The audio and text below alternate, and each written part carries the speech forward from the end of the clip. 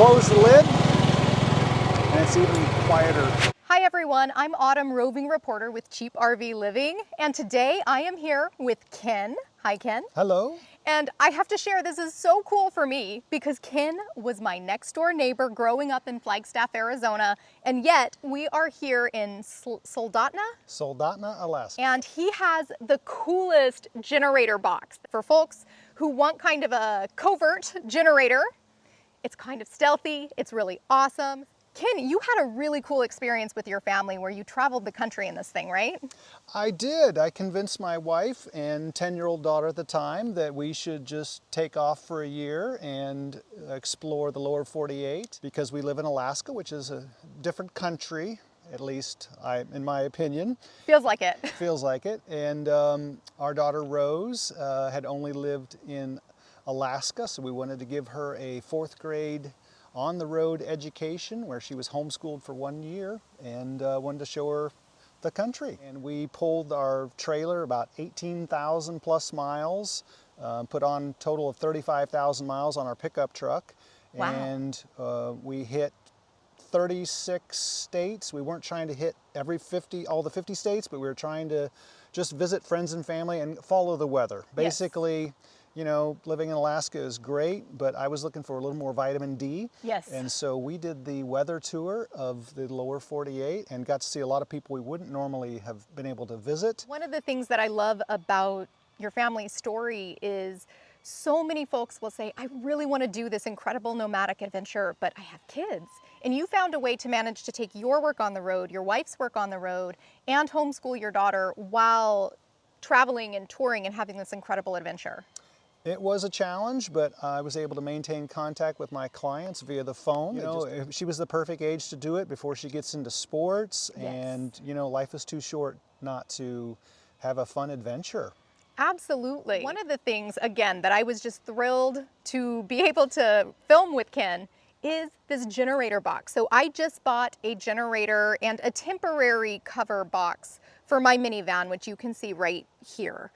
And when he showed me what he created, I just thought, this is brilliant. You don't have to lift a really heavy generator. It covers it. It's waterproof. Like, tell us about this box. This is a freezer lid I obtained from a local appliance store. Originally, I was going to use the whole freezer box itself, but one of the dimensions wouldn't quite work. So I basically just used the lid and made a plywood box that would fit the generator, so there's good airflow. There's actually no bottom on it. There's some venting.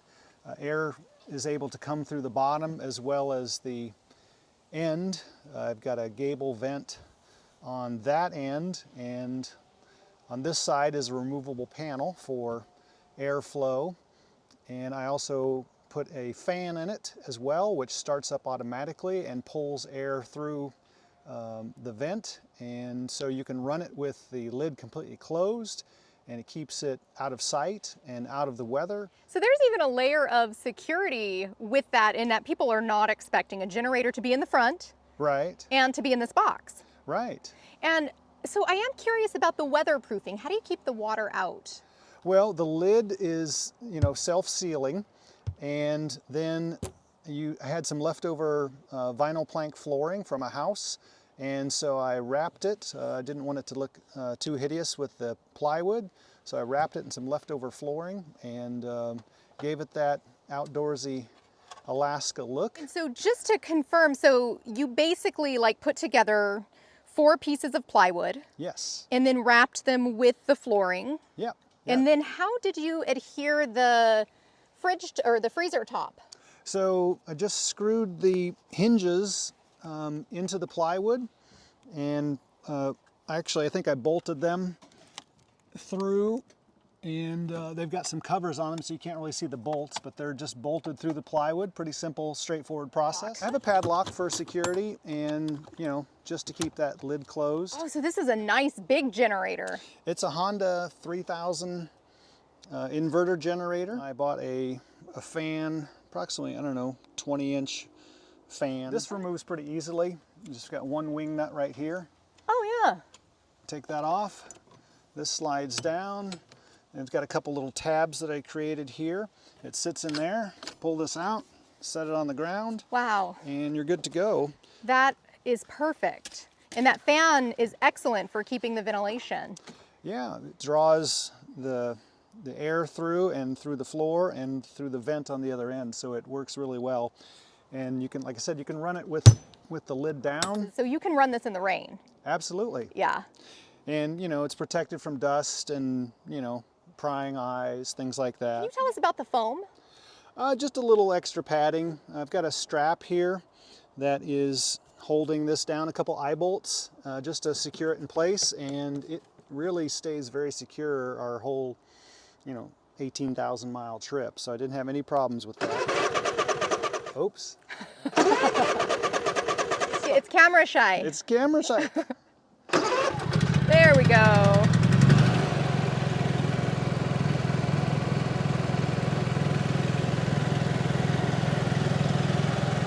You can even close the lid, and it's even quieter. Oh, yeah.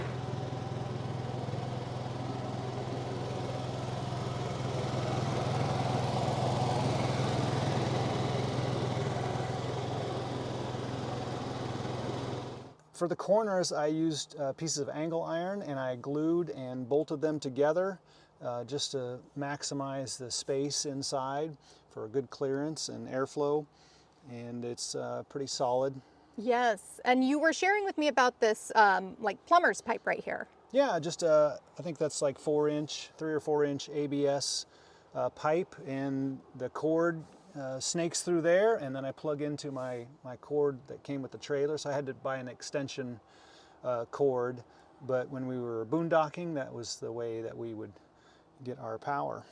And how long would you say that the setup took to like turn it on, kind of get everything ready and plug it in? How long did that take you? Matter of minutes, really. Yeah. I mean, not very long at all. If you were to guess, what do you think this cost you? Oh, 120 bucks or so. Pretty inexpensive way to make a generator box. So the base I had to make on the fly. Originally the generator box was on my back rack that I custom made for our trailer. And so for better weight distribution, I had to make this sort of outside the campground to not violate the rules. So it's not real pretty, but it survived the year-long trip. And I had to buy the generator holder for it and assemble that, and then made a very inexpensive wooden base out of a sheet of plywood. It's been quite weathered, but it held up for the whole trip. So originally when we bought our trailer, it had the little, 4-inch by 4-inch bumper that, can hold a sewer hose, and that was about it.